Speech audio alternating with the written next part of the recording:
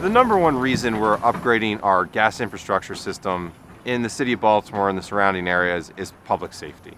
Cast iron tends to be very brittle, and the force of the earth moving around in winter or the vibrations from construction or trucks above it can cause the main to crack like this.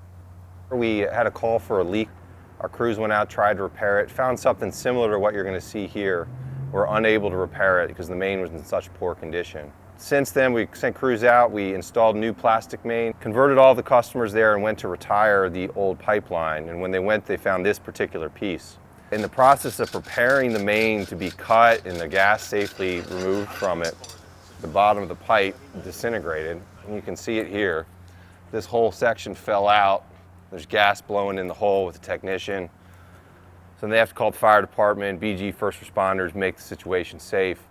But this is a classic example of what we call graphitization, which is a form of corrosion on cast iron. And you can tell it by this kind of gray color right there. It's literally graphite. It's the same thing you kids are going to put in their mechanical pencils when they go to school.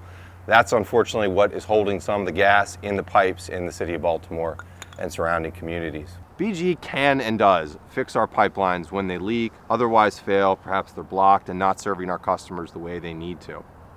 But those repairs don't fix the underlying problem.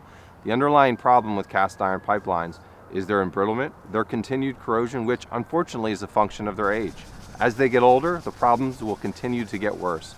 And the things we worry about are if we don't replace them now, the pace at which they're failing will exceed our ability as both BGE and our community to deal with the inconvenience and risks of those failures.